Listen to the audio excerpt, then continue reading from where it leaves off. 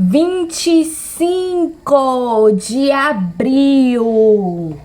Nessa data, no ano de 1926, há 99 anos atrás, foi decretado no Congresso Brasileiro de Contabilidade por João Lira a data em que se comemora a profissão de contabilidade, aos profissionais da área da contabilidade.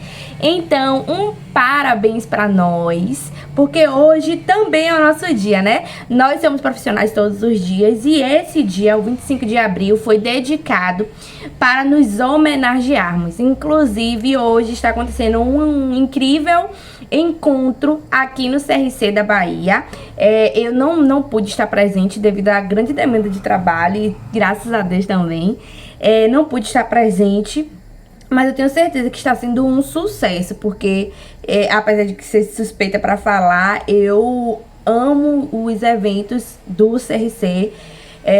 São pensados nos mínimos detalhes e eu fico muito feliz de participar de uma classe tão organizada quanto a de contadores. Então venho aqui deixar o meu parabéns, né, iniciando o vídeo de uma forma diferente, e até o conteúdo do vídeo vai ser uma dinâmica diferente, vai ser um pouco diferente hoje também, como forma de trazer, de ressaltar esse dia tão especial para nós. É importante que nós, como profissionais, a gente entenda qual é a nossa posição na sociedade. Por que isso? Quando a gente tem uma real noção do lugar em que ocupamos na sociedade, nós tomamos a devida noção, né? Nós vamos nos colocarmos para o mundo da forma que nos cabe, que é nos permitido colocarmos. Porque uma vez que a gente fica só internalizando que nós somos empregados, enfim, fantoches da Receita Federal, parece que a gente não tem autonomia, né? Obviamente, a gente sabe que a gente precisa seguir normas, legislações, regras. A autonomia que eu falo não é referente a isso, mas a autonomia de direcionarmos a nossa vida e de sermos os protagonistas dela. Então, é necessário que a gente tenha esse cuidado ao olharmos para a nossa profissão. Em uma aula de administração financeira, o professor, ele abordou o tema referente à questão de quando a empresa ela está passando por situações no qual precisa ou de novos ingressos, porque através do fluxo de caixa foi identificado que ela está com saldo negativo, né? Na verdade, o tema era abordado na questão de previsibilidade, né? Então, no final do exercício, percebeu-se que estaria com um déficit. E aí, quais são as opções do gestor nesse momento? Pode ser tanto de realizar novos ingressos, né? Promover coisas que entrem mais dinheiro na empresa de forma bem prática, ou cortar gastos. E aí pode parecer um pouco óbvio, né, quando a gente está de fora assim, porque por mais que você não administre uma empresa, você administra sua vida, você administra sua casa, você administra suas finanças, e a gente sabe que ou quando a gente está com um dinheiro limitado ou faltando, a gente precisa ou ir obter novas fontes de renda ou novos meios de conquistar dinheiro, de ter o dinheiro, ou a gente faz os cortes de gastos. Até aí tudo massa. Ele explicou sobre a questão de não permitir ou estar atento ou acender aquela luzinha quando a gente vai para uma empresa e a gente percebe muita energia ociosa. O que seria essa energia ociosa? Poderia ser tanto funcionários ociosos, máquinas, equipamentos ociosos, departamentos ociosos, estoques ociosos. Por isso que eu generalizei e falei sobre ociosidade. E ele falou da importância de a gente entender que as coisas elas têm um fluxo e quando elas estão paradas, não é benéfico, isso é maléfico na realidade. E que a gente precisa botar as coisas em rotatividade, porque o dinheiro é essa energia que flui, então a gente precisa ter essa consciência. Também a gente leva isso para o lado pessoal, né? Quantas coisas na nossa casa, né? A gente ouve muito falar sobre não deixe coisas quebradas dentro de casa, não deixe coisas paradas dentro de casa, renove seu guarda-roupa, tire aquelas roupas que você não usa, doe, enfim, são estratégias que a gente também vai utilizar no ramo profissional, porque quando a gente vai para uma graduação, a gente acha que são coisas totalmente distintas, mas você vê que você vivencia isso na prática, você pode não ter um método, você não pode ter uma organização de raciocínio como a graduação pode lhe apresentar. Mas aí você percebe que as coisas elas acontecem de formas similares e que não tem nenhum bicho de sete cabeças. Você não vai lá encontrar algo extremamente fora da sua realidade. São coisas que você convive no dia a dia. Essas coisas, por exemplo, que eu citei, são coisas práticas. A parte tão importante que eu gostaria, que eu vou compartilhar com vocês no vídeo, é exatamente sobre quando ele abordou o aspecto em cortes de gastos, que isso pode ser feito de algumas formas. E aí ele falou, porque pra mim aqui o importante no vídeo, porque você também deve ter aprendido isso, ou vai aprender em algum momento, a depender em que estágio da graduação você esteja, você pode, por exemplo, demitir um funcionário. Você pode diminuir o espaço em que você trabalha. Você trabalha em um espaço que não está sendo muito aproveitado. Você vai realocar os funcionários em outro espaço que custe um valor menor, enfim. Você tem diversas formas de fazer isso. Mas o ponto fundamental são dois, né? Você entender que você precisa manter a qualidade do seu produto e serviço, mesmo após os gastos, e porque isso aí é notório, isso é óbvio, que o cliente ele vai perceber se houver algum tipo de mudança, seja para melhor ou para pior. Claro, obviamente, quando a gente melhora para melhor, e isso também acontece muito na nossa vida pessoal, não é costumeiro das pessoas comentar, sinalizar. Mas quando a gente acontece algum tipo de falha da queda da qualidade, seja lá no que for, a gente é sinalizado rapidamente, muitas vezes por diversas pessoas, né? Não vai ser uma pessoa, porque o elogio ele vai se dar por uma, duas, poucas pessoas, né? Mas a reclamação ela pode vir muito rápido e por diversas pessoas. Você tem que se atentar à questão da qualidade do serviço que você está ofertando para o seu cliente não cair após esses cortes de gastos. E a mais importante de todas, você ter cuidado para não gerar conflitos após os cortes de gastos. Não gerar conflitos interpessoais. Todo gestor, né, como eu mencionei nesse instante, nós aprendemos essa parte assim da teoria, né? Nós aprendemos, entendemos essa questão de cortar gastos.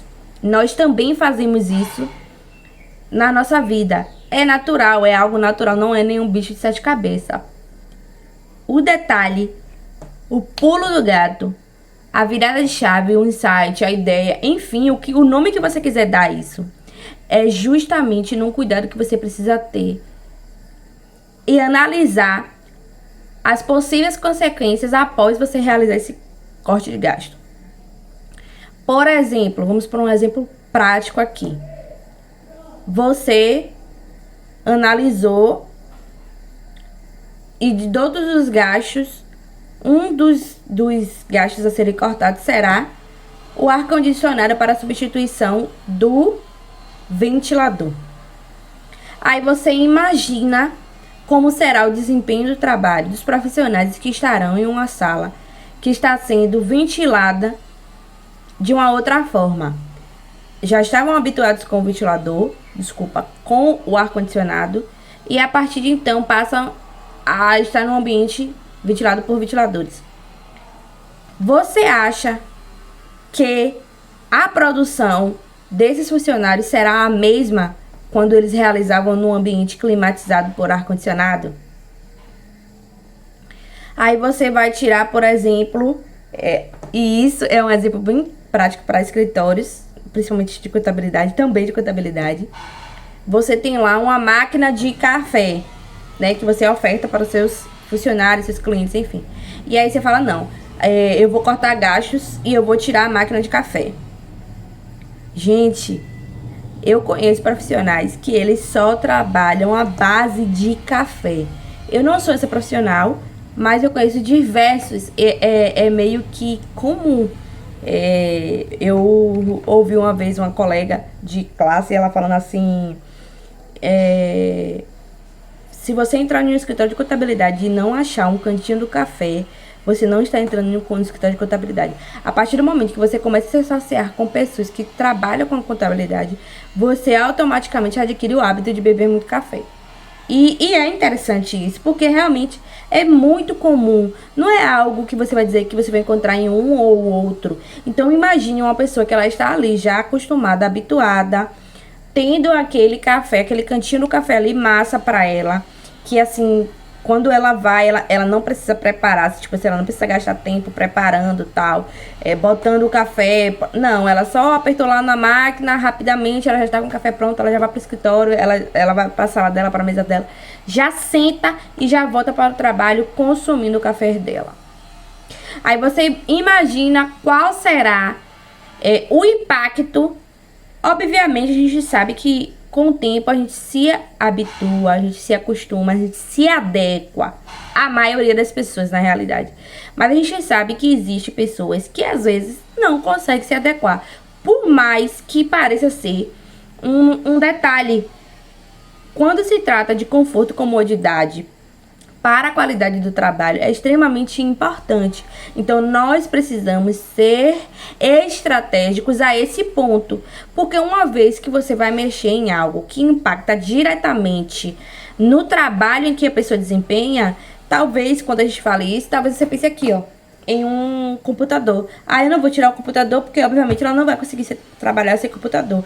Mas nós, como gestores, a gente precisa ver para além do óbvio.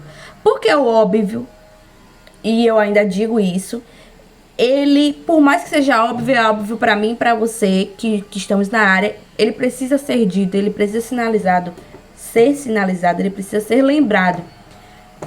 E nós, como gestores eficientes, competentes, hoje minha dicção tá de milhões, em comemoração ao Dia do Contador. Nós, como gestores competentes, nós precisamos ter a noção de observar além do óbvio. Porque é o mínimo em que a gente pode fazer de uma forma bem feita. Você olhar além do óbvio não é nenhum detalhe extraordinário. Você não está inventando algo novo.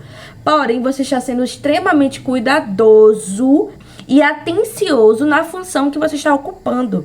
Então, a gente precisa ter esse olhar mais analítico, mais para além do óbvio. Importante ressaltarmos que foi um assunto também abordado nessa mesma aula. Essa aula ela me marcou bastante nesses aspectos. E vez ou outra eu estou mencionando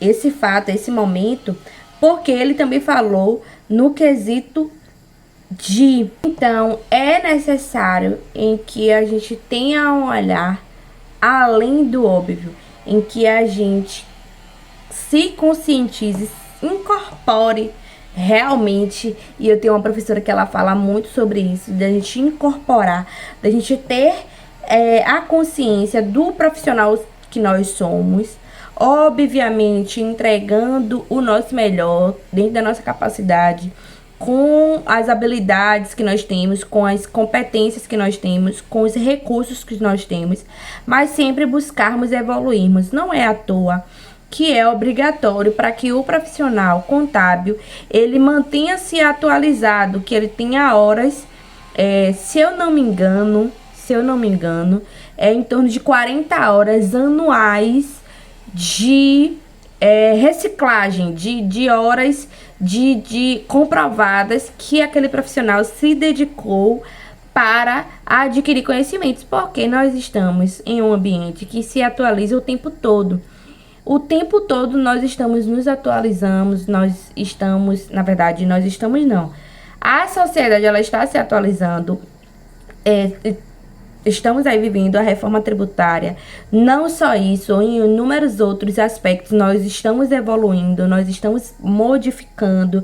Então, é necessário que a gente se mantenha em constante desenvolvimento, porque nossa profissão, ela não é uma profissão estática. Na verdade, nada na vida ela é parada, né? A vida é como andar de bicicleta. Às vezes você vai mais rápido, às vezes você vai mais devagar, às vezes você para porque você caiu, porque você teve algum tipo de obstáculo, mas aí você continua andando. E para você adquirir o equilíbrio no movimento de andar de bicicleta, você precisa estar em movimento, né? Redundante, mas coerente.